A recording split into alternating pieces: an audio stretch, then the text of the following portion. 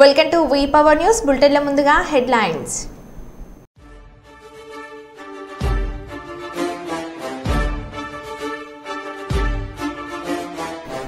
Manjira barrage ను సందర్శించిన రాష్ట్ర వైద్య ఆరోగ్య శాఖ మంత్రి దామోదర్ రాజనరసింహ.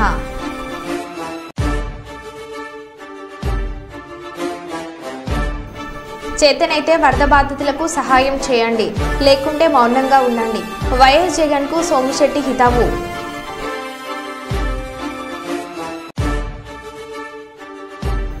మానేరు బ్రిడ్జ్ కాల్వ శ్రీరాంపూర్లోని ప్రమాద సంఘటన ప్రాంతాలను సందర్శించిన police commissioner M Srinivas.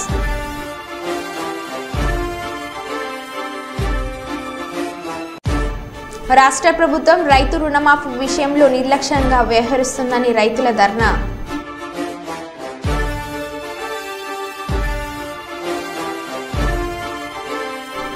Akeru వాగు ఉధృతంగా ప్రవహించడంతో గంగమ్మ తల్లి పెద్దమ్మ గుడి ఆలయాలను ముంచెత్తిన వరద నీరు.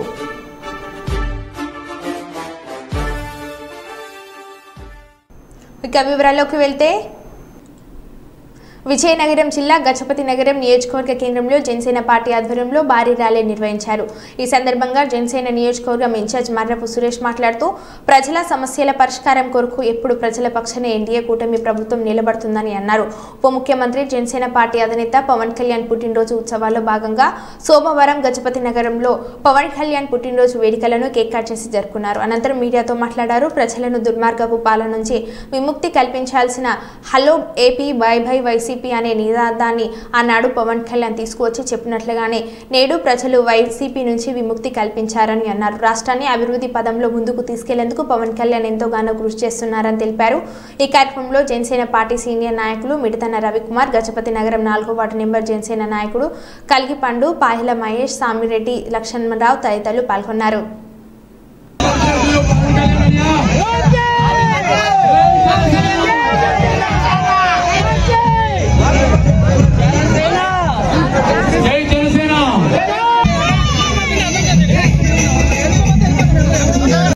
రవికి తినిపించి రవికి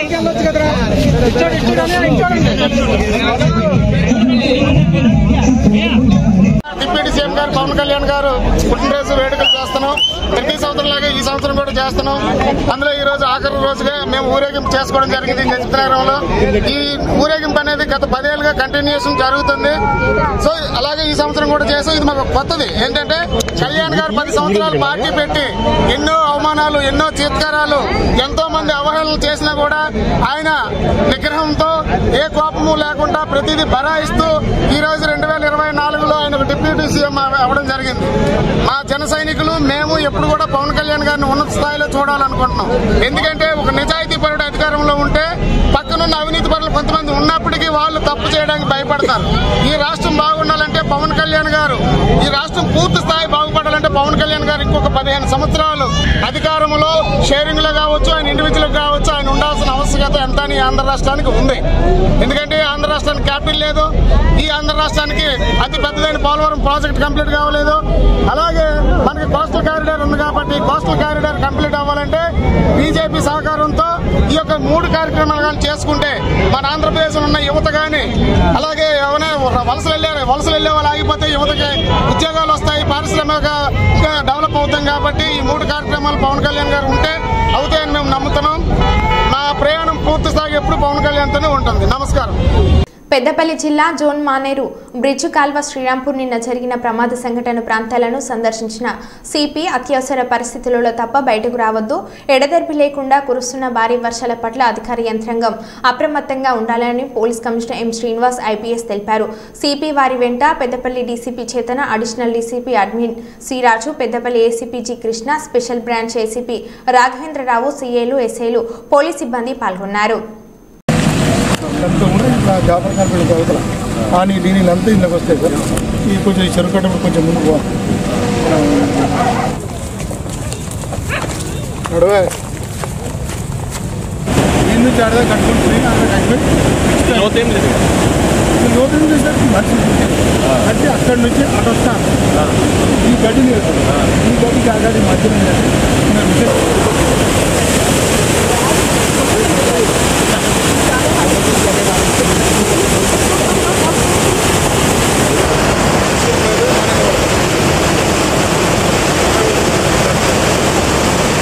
మండలం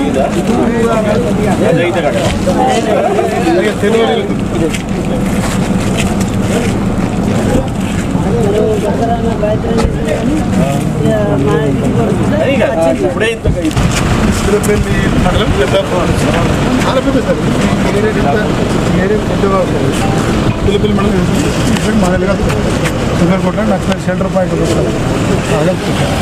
మానేలు పోతాను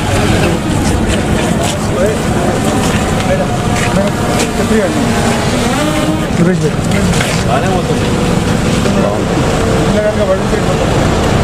మానేలో కూడా మానే గోదావరి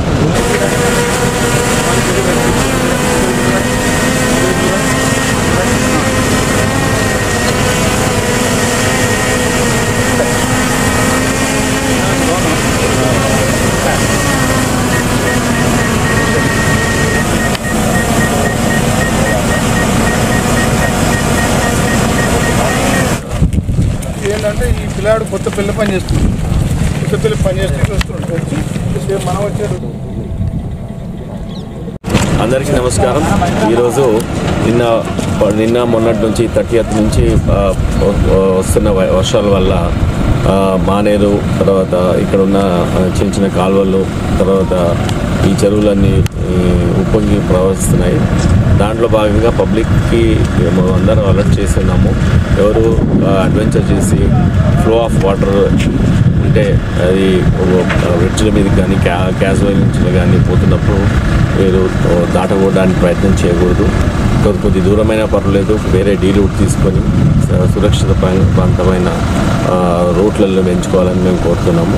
దాంట్లో భాగంగానే ఇక్కడ డైరెక్ట్గా లైవ్గా ఈ యొక్క ఫ్లడ్ వాటర్ సిచ్యువేషన్ ఎలా ఉందో చూడడానికి నేను అలాగే with my DCP and ACPs and inspectors and SS అందరు ఇక్కడ రావడం జరిగింది.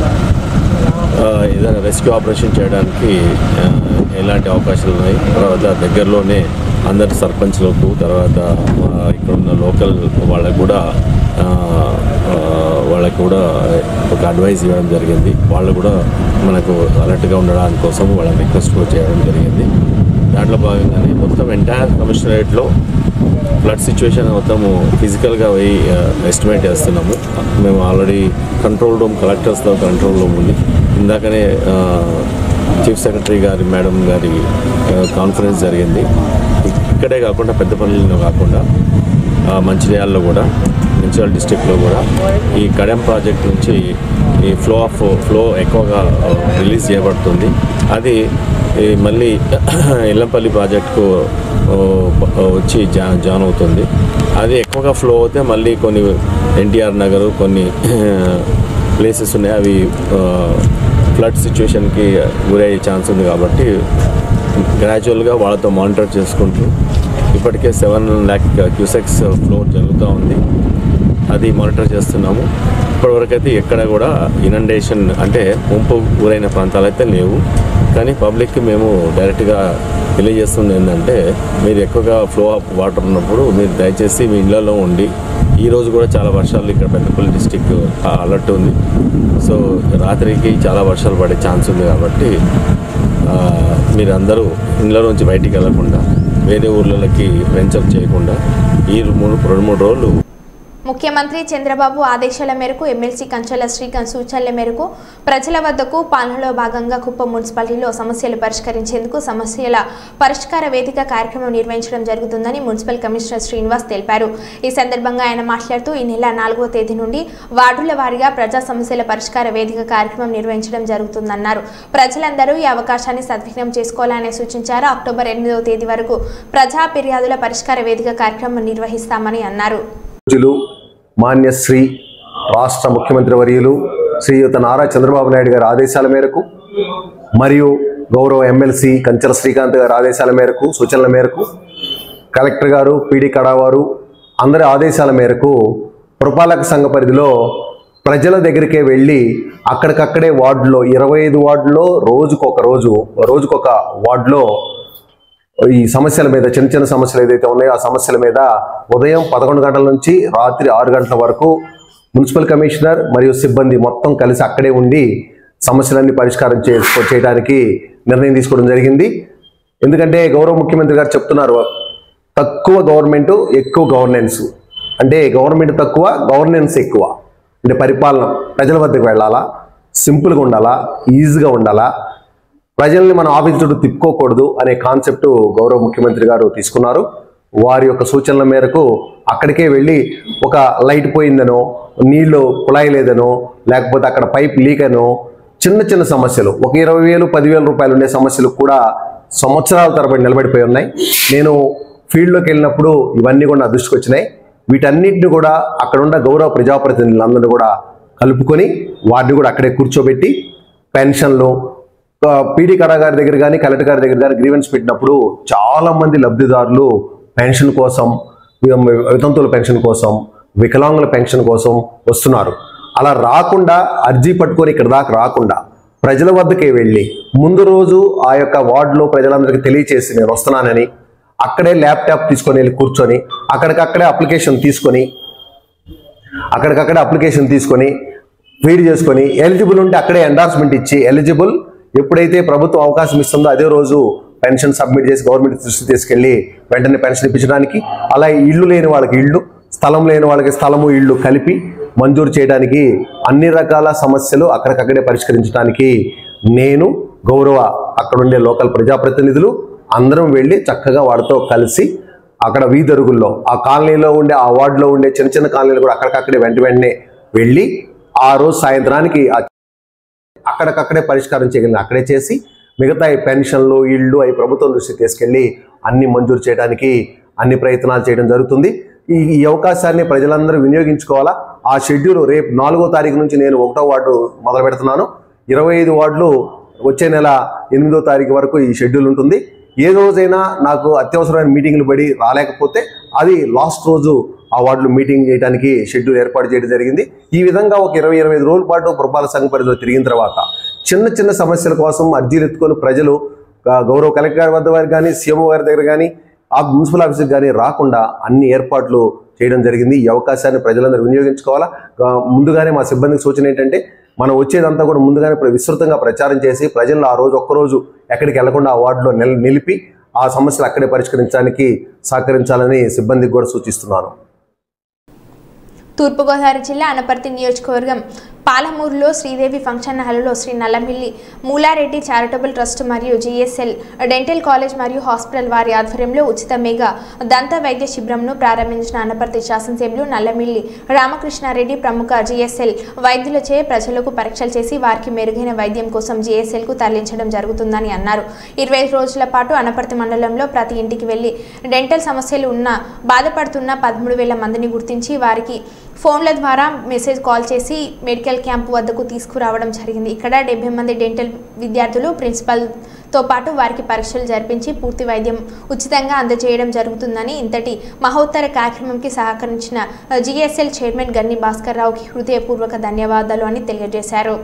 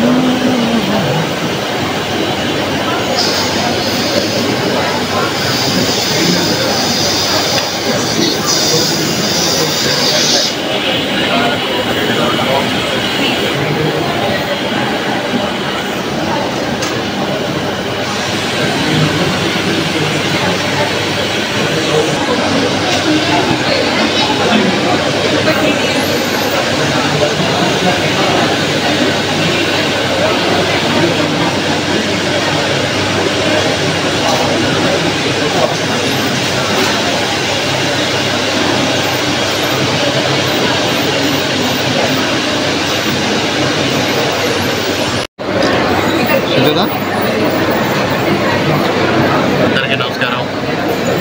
ఇవాళ నల్లబెల్లి మూలారెడ్డి చారిటబుల్ ట్రస్ట్, అదేవిధంగా జిఎస్ఎల్ డెంటల్ కాలేజ్ ఆధ్వర్యంలో గణపతి మండలం కొలమూరు గ్రామంలో ఉన్న శ్రీదేవి కళ్యాణ మండపంలో ఉచిత మెగా డెంటల్ క్యాంపుని నిర్వహించడం జరుగుతూ ఉంది.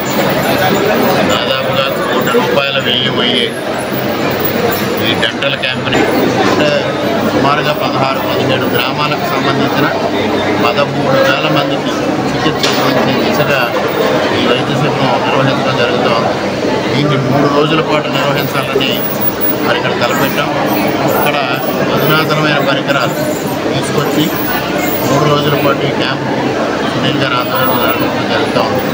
ఇవాళ భాస్కరరావు గారు మరి మా తండ్రి గారి వర్ధంతి సందర్భంగా, మొదటి వర్ధంతి సందర్భంగా మెగా మెడికల్ శిబిరాన్ని కండక్ట్ చేస్తే, ద్వితీయ వర్ధంతి సందర్భంగా శిబిరాన్ని కండక్ట్ చేస్తే రెండింటికి వారి సహాయ సహకారాలు అందించి ముందుకొచ్చారు. ఆ సందర్భంలోని ఈ డెంటల్ క్యాంప్ గురించి వారితో డిస్కస్ చేసినప్పుడు దానికి కూడా ముందుకొచ్చారు. ఇప్పుడే వరల్డ్ హెల్త్ ఆర్గనైజేషన్ మార్గదర్శకాలను అనుసరించి ఈ క్యాంపుని కండక్ట్ చేయడం జరుగుతూ ఉంది. ముఖ్యంగా క్యాంపుకి సహకరించిన వైద్యం అందించాలంటే ఈ రోజున్న పరిస్థితుల్లో వీలయ్యే పరిస్థితి కాదు. స్వచ్ఛంద సేవా సంస్థలు, ఇటువంటి మెడికల్ కాలేజీలు ముందుకొచ్చి ఇస్తున్న వైద్య శిబిరాన్ని ఉపయోగించుకొని ఆరోగ్యాన్ని సంరక్షించుకోమని ప్రజలందరికీ విజ్ఞప్తి చేస్తాం. కాకినాడ 27-28వ వార్డు కళ్యాణ్ సెంటర్ నందు ఏపీ రాష్ట్ర ఉప ముఖ్యమంత్రి జనసేన పార్టీ అధ్యక్షుడు కొండేల పవన్ కళ్యాణ్ జన్మదిన వేడుకలు గణేశుల వాసు అబ్బాయి చలపతి ఆధ్వర్యంలో నిర్వహించారు. ఈ కార్యక్రమానికి ముఖ్య అతిథిగా ఎంపీ తంగెళ్ల ఉదయ్ శ్రీనివాస్, ఆర్సీటీ ఎమ్మెల్యే వనమాడి వెంకటేశ్వరరావు, వందలాది మంది అభిమానులు మధ్య పవర్ స్టార్ పవన్ కళ్యాణ్తో పాటు తీన్మా డబ్బులతో పెద్ద ఎత్తున బాణసంచ కాల్పులతో యువత కేరింతల మధ్య కేక్ కట్ చేసి అక్కడున్న అభిమానులకు కేక్ తినిపించి ఎంతో ఆనందంగా అక్కడ ఏర్పాట్లు చేసిన తీన్మా డబ్బులతో పాటల్లో డ్యాన్సులు వేస్తూ అత్యంత ఘనంగా పవన్ కళ్యాణ్ జన్మదిన వేడుకలు జరిపారు.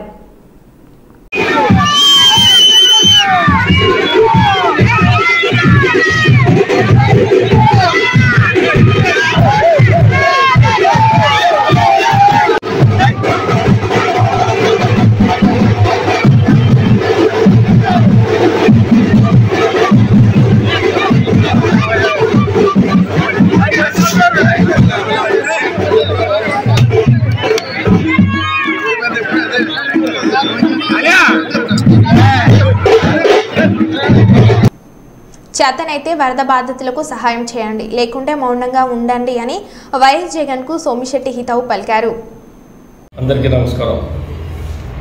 2 రోజుల నుంచి కృష్ణా జిల్లా విజయవాడ అంతా కూడా వరదలు ముంచెత్తుతూ వానలు ఎక్కువ పడి అక్కడ ఉన్నటువంటి ప్రజలందరికీ చాలా ఇబ్బందిగా, కొన్ని ప్రాంతాలు కింది స్థాయిలో ఉన్నటువంటి ప్రాంతాలు, లోకట్టు ప్రాంతాలంతా కూడా వరద నీళ్లు రావడం, అది కాకుండా పైనుంచి నీళ్ళు ఎక్కువ రావడము, కృష్ణా గేట్, ప్రకాశం బ్యారేజ్ గేట్లన్నీ తెరచడము, అదేవిధంగా పక్కన ఉన్నటువంటి ఏదైతే చెరువుతో అక్కడ ఉన్నటువంటి గండిపడడం, ఆ నీళ్లు కూడా విజయవాడలోకి రావడము, ఇది చాలా దురదృష్టకరం. 50 ఏళ్ల చరిత్రలో ఇటువంటి దుర్ఘటన జరగలేదు.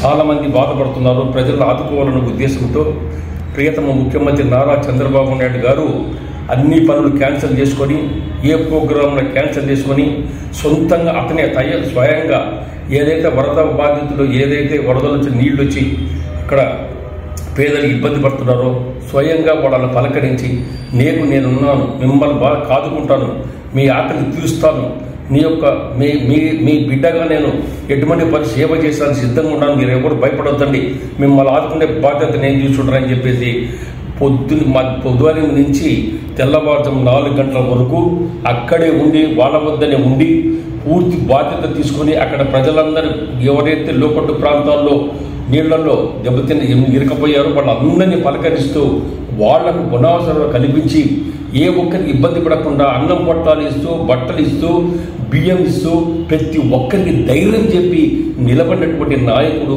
చంద్రబాబు నాయుడు. మళ్ళా రెండో రోజు కూడా ఈ రోజు కూడా పర్యటిస్తున్నారు. అటువంటి నాయకుడి మీద ఇంత జరుగుతుంటే కూడా ప్రతిపక్షాల వాళ్ళు ఇప్పటికీ కూడా దుమ్మెత్తిపోస్తున్నారు. సిగ్గులేనిలకు చేతగాని దద్దమన కొడగలరా మీరు అని అడుగుతున్నారు. మీ నాయకుడికి తెలివి లేదు, మీకు బుద్ధి లేదు. ఈ రోజు కూడా సిగ్గు లేకుండా నోరెత్తి మాట్లాడుతున్నారే. చంద్రబాబు నాయుడు ఇలా అహర్నిశలు నిద్రపోకుండా ప్రజలు ఇబ్బంది పడుతుంటే ఇలా కాపాడనిక వాళ్ళకు ధైర్యం చెప్పేదానికి ముందుకు పోతుంటే దీనికి కూడా విమర్శించడానికి సిగ్గు లేదు మీకు. అసలు ఇంకా ఇప్పటికి బుద్ధి రాదు. మీ నాయకుడికి ముఖ్యమంత్రిగా ఉన్నప్పుడు వరదలు వచ్చినప్పుడు ఒక్కసారి ప్రజల్లో పోయాడా? పైన హెలికాప్టర్ చక్కెర కొట్టడం తప్ప ఏమీ లేదు. మీ దుర్మార్గులు ఇప్పటికి కూడా ఇంకా మానలేదు, మీరు ఇంకా బుద్ధి లేదు మీకు. అసలు ఇప్పటికీ అవాకు చవాకులు పేరుతున్నారు. అందుకనే ముఖ్యమంత్రి చంద్రబాబు నాయుడు నాకు వార్నింగ్ ఇచ్చాడు, ప్రతిపక్ష వాళ్ళు ఇష్టం ఉంటే పని చేయండి కానీ తప్పుడు ఆరోపణలు చేయొద్దండి. రౌడీ ముఖం మీరందరూ, మీరు రౌడీ, మీ నాయకుడే రౌడీ. ఈ రౌడీ ముఖానికి అందరినీ వార్నింగ్ ఇస్తున్నా, మీరు అతిగా బాగొద్దండి. మీరు ఏదైనా సరే ప్రజల కొంత సాయం చేయాలంటే చెయ్యండి కానీ మీ ఇష్టం వచ్చేట రెచ్చగొట్టే విధంగా మాట్లాడితే మీ మీద చర్యలు తప్పవని చెప్పడం జరిగింది. ముఖ్యమంత్రి జగన్మోహన్ రెడ్డి ఉన్నప్పుడు జగన్మోహన్ రెడ్డి గారు ఆ రోజు వరదలు వచ్చినప్పుడు కష్టకాలంలో చంద్రబాబు నాయుడు ప్రతిపక్షంలో ఉన్నారు. ఎన్టీఆర్ ట్రస్ట్ నుండి భువనేశ్వర్మ కానీ బ్రాహ్మణమ్మ కానీ వీళ్ళందరూ ప్రజల వద్దకు ఎన్టీఆర్ ట్రస్ట్ నుంచి ఎంత దానం చేశారు, ఎంతమంది ఆదుకున్నారు అదొక్కటి తెలుసుకో. సిగ్గు లేకుండా ఈ రోజు వరకు మీ చేతనైతే మీకు దమ్ముంటే దొంగ డబ్బు దండి ఉంది నీ దగ్గర, దోచుకున్న డబ్బు దండి ఉంది ప్రజల దగ్గర దోచుకున్న డబ్బు అదంతా పంచు. ఇవన్నీ పంచకుండా అవాకు చవాక పేల్తావా, నీ ఇష్టం వచ్చిన మాట్లాడితే ఇంకా ఎవరు ఊరుకోరు. నువ్వు బజార్లో వస్తే ఇంకా రాళ్ళతో కొట్టే పరిస్థితి వస్తుంది. ఆ పని తెచ్చుకోవద్దు, సిగ్గు శర్మం లేదు నీకు. ఇప్పటికైనా ప్రజలు బాధపడుతున్నారు. ఎక్కడ ముప్పు బాధ్యత ఉన్నప్పుడు అందరూ ఆదుకోవాలా. ఇది ప్రతి ఒక్కరి బాధ్యత. అధికారులు ఉన్నవారే సరే, ప్రతిపక్షంలో ఉన్నవారే సరే, ప్రతి ఒక్కరు ఆదుకుని వాళ్ళ సంసారాలు బాగు చేసి వాళ్ళ ధైర్యం చెప్పి వాళ్ళ ఆకలి తీర్చి వాళ్ళ బాధ్యతది అది చెయ్యకుండా ఇటువంటి దుష్ప్రచారం చేయడం మంచి పద్ధతి కాదు. చంద్రబాబు కూడా అహర్నిశలు ప్రజల కోసం కష్టపడుతున్నాడు. తన సొంతంగా తన బిడ్డల వల్ల ఇవాళ అది చాలా మంది చిన్న పిల్లలు ఇలా ఇబ్బంది పడుతుంటే వాళ్ళని ఆదుకుని ధైర్యం చెప్పి వాళ్ళ సంసారాలకు ఇలా ఒక అంతో ఇంతో అన్నం పెట్టి కాపాడుకున్నటువంటి మహానుభావుడు చంద్రబాబు నాయుడు. అటువంటి మహానుభావుడి పైన ఇది నిందలు కూడా మంచిది కాదు. ప్రజలను సహకరించాలి. ఎక్కడెవరైతే తెలుగుదేశం పార్టీ ఎమ్మెల్యేలు కానీ నాయకులు కానీ కార్యకర్తలు కానీ ప్రతి ఒక్కరి ఈ వరద బాధితులు సహాయ బాధితులు అందరూ కూడా మీ చేతనంతా సాయం చేసి బాధితులు ఆదుకొని తెలుగుదేశం పార్టీ మీ అమ్మడు ఉంది, చంద్రబాబు నాయుడు మీ అమ్మడు ఉన్నాడు, నారా లోకేష్ మీ అమ్మడు ఉన్నారు. ఎవరైనా సరే నారా లోకేష్ కానీ చంద్రబాబుని మిమ్మల్ని కాపాడుకునేది అహర్నిశలు కష్టపడతారు, పనిచేస్తారు. మీకోసమే మేము ఉండేది. మీ కష్టాలు బాధ్యత తీర్చి మిమ్మల్ని కాపాడుకునే బాధ్యత మేము తీసుకుంటాము. ఇది తొందరలో ఈ రోజు రేపట్లో అక్కడ అన్ని సమసిపోయే విధంగా మీకు అందరికీ న్యాయం జరుగుతుంది చెప్పడం జరిగింది. చంద్రబాబు నాయుడు పూర్తి ధైర్యం ఇచ్చినందుకు అక్కడ ప్రజలందరూ సంతోషిస్తారు. దీన్ని ప్రతిపక్ష వాళ్ళు కూడా గమనించి చంద్రబాబు నాయుడు చేసే పనులకు చేతనైతే పని చేయండి, తోడుగా ఉండండి. లేకపోతే నోరు మూసుకొని ఇంట్లో కూర్చొని చంపలేసుకొని నేను తప్పు చేసాం, మా చేత కావడం లేదు, మేము తిరగలేము, అక్కడ పోతే మేము మాకు ఇబ్బంది జరుగుతుందని చెప్పేసి నోరు కూర్చొని చంపలేసుకొని క్షమాపణ చెప్పి ప్రజలకు బుద్ధుండి ఇంట్లో ఉండాలని కూడా తెలియజేస్తూ ఉన్నారు. అల్లూరి జిల్లా రంపచోడవరం నియోజకవర్గం మారేడుమిల్లి ఘాట్ రోడ్పై విరిగిపడిన కొండ చర్యలు. గత వారం రోజులుగా మన్యంలో ఎడతెరిపి లేకుండా కురుస్తున్న వర్షాలకు మారేడుమిల్లి ఘాట్ రోడ్పై కొండ చర్యలు విరిగిపడ్డాయి. రాజమండ్రి నుండి భద్రాచలం, ఛత్తీస్గఢ్ రాష్ట్రాలకు ప్రధాన రహదారి అయిన మారేడుమిల్లి ఘాట్ రోడ్ మీదుగా వెళ్లే భారీ వాహనాలను జిల్లా కలెక్టర్ దినేష్ కుమార్ ఆదేశాలతో పోలీసులు ఎక్కడికక్కడ నిలిపివేయడంతో ప్రమాదం తప్పిందని స్థానికులు తెలిపారు.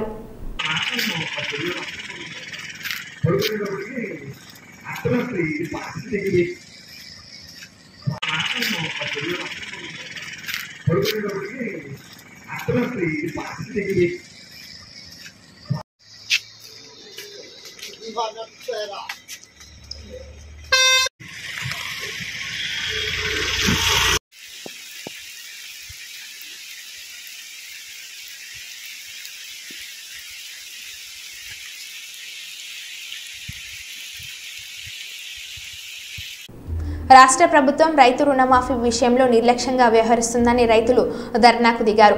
పర్కాల నియోజకవర్గం 16వ డివిజన్ ధర్మారంలో రైతులు నర్సంపేట ప్రధాన రహదారిపై కూర్చొని రాస్తారోకో నిర్వహించారు. ధర్మారంలో 1293 మంది రైతులకు రుణమాఫీ మంజూరు కాగా కేవలం 270 మందికి మాత్రమే రుణమాఫీ జరిగిందని అసహనం వ్యక్తం చేశారు.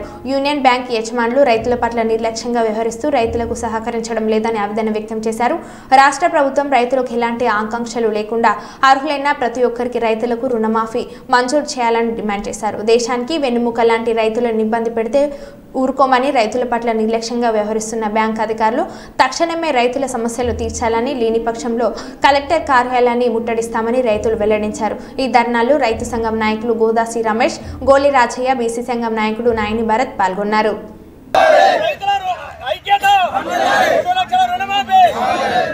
2 లక్షల రుణమాఫీ 2 లక్షల రుణమాఫీ రైతుల ఐక్యత 2 లక్షల రుణమాఫీ 2 లక్షల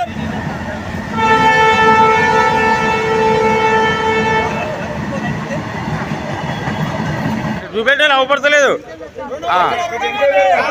2 లక్షల రుణమాఫీ రైతుల ఐక్యత కాకుండా విడుదల వారికి అంటున్నారు. మరి విడుదల వారికి కూడా రైతులకు కాలేదు.